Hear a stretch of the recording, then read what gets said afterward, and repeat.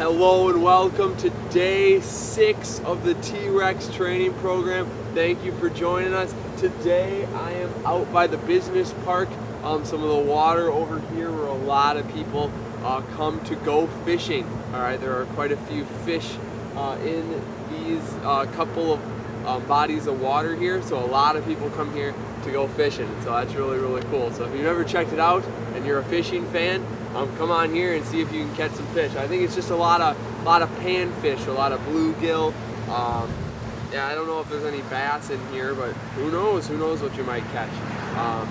Anyway, so I am wearing my Stargard shirt today. I believe this was a shirt from 2015, back when I was a lifeguard. So one thing that we do, if you were a lifeguard at the Family Aquatic Center, you'd have one day where you'd put on a pool party. So all of the lifeguards and all of the staff would come together and they'd throw a huge party, and we'd have a little competition to go along with it. So our theme that year was Star Wars, and so we got these tank tops made up, and we had different competitions around the pool, and so it's a lot of fun. So when you get old enough that the pool opens again, try to become a lifeguard at the Family Aquatic Center. It really is a really fun experience, and you get to meet so many really cool people, and it is something I don't regret.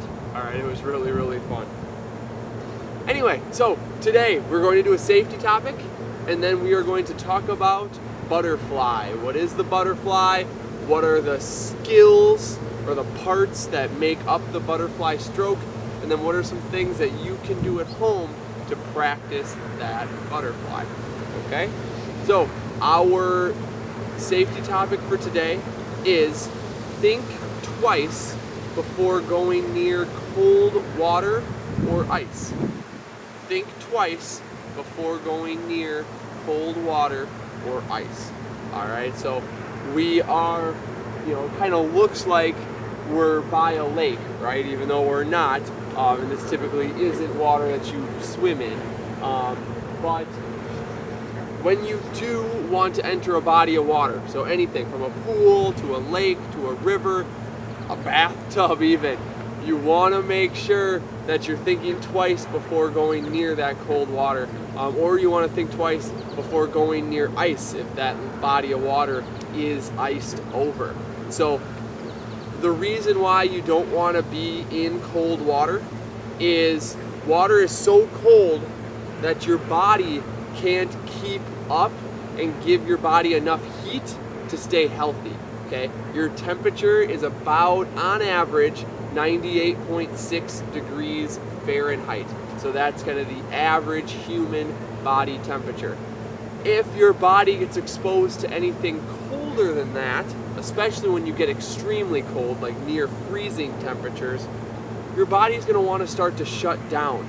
Okay, so then what's going to happen is your fingers and your toes are going to start getting numb, and really you're going to start losing feeling in a lot of your body, and we don't want that, because if you start losing feeling when you're swimming, that means that eventually your body is going to be unable to swim, and you're going to be unable to stay at the surface. Okay, so make sure you're swimming in water that isn't so cold that you're unable to swim.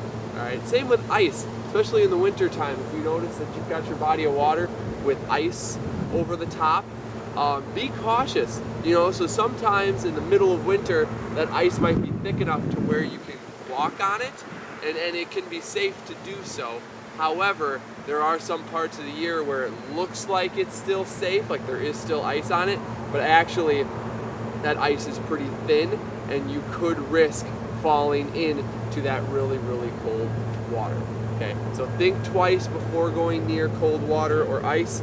Just use your best judgment. Make sure that you're staying safe.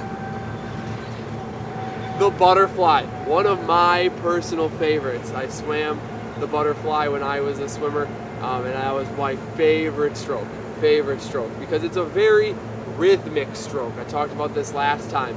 Butterfly is a stroke of rhythm.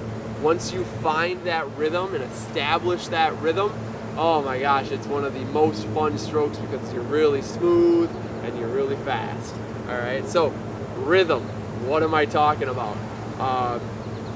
So I'm going to tell you what your arms do in the stroke, tell you what your legs do, and then I'm going to talk about that rhythm. So how do they come together and how do they make you swim fast? All right. So your arms are doing the same thing at the same time. So what happens is, I'm going to bend down. Your arms are out in front of you. They're about shoulder width apart. You're going to pull. So it's almost like you're pushing that water apart, but you're getting yourself ready to take a pull. So notice how my forearms and my hands, both of them, are ready to push that water towards the bottom or towards my feet or behind me. Okay, so I'm here, I take that half stroke, get myself ready to push that water, and then push that water straight to my feet. So it looks like this. Push. My arms are all the way back behind me, nice and straight. And then, to get my arms back out in front of me, I'm going to recover nice and straight, both of them on top of the water. So they're not going through the water in that recovery. So push that water back to your feet, recover arms nice and straight out in front of you, getting ready for that next stroke. So those are our arms. Our legs are doing what's called a dolphin kick. It all starts from our chest. So first, so we're in the water, and I'm gonna push my chest down, and notice that my hips are coming up or going out when I do that. So chest down, hips are getting out, and then to finish that kick, I'm gonna thrust my hips out in front, and my legs are gonna be doing a dolphin kick-like motion, or you're kind of looking like a worm. I talked about this a little bit when I was talking about what is a breakout. Okay, so I believe that was day 3, I believe was that breakout talk. So go back to day 3 if you forgot what that dolphin kick is, okay, because that'll help you as well. So that's what you're doing. You're just doing this constant dolphin kick with your legs and really your whole body, because it starts with your chest. And now, here's the important part. Where is that rhythm? Where do our arms and legs come into play, and how do they do things together? Okay? Butterfly is 2 kicks for every 1 pull. So every time I do 1 pull, I'm gonna get 2 dolphin kicks in there. So the first one comes in when I'm setting up my pull.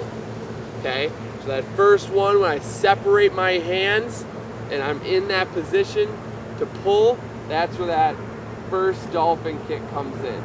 That second dolphin kick comes in when I'm finishing that pull.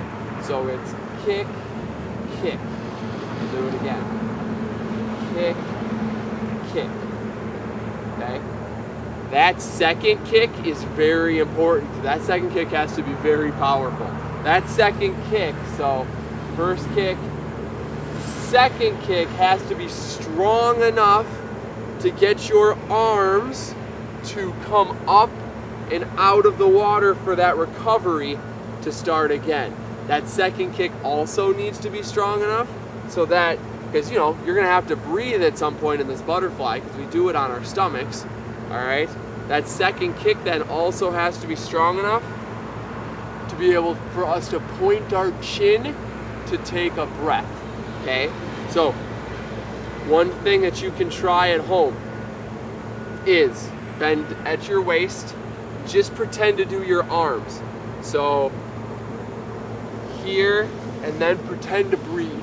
So set up that pull, finish that pull, and as you're finishing that pull, point your chin to breathe.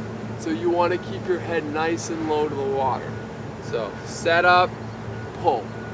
Set up, pull. Okay.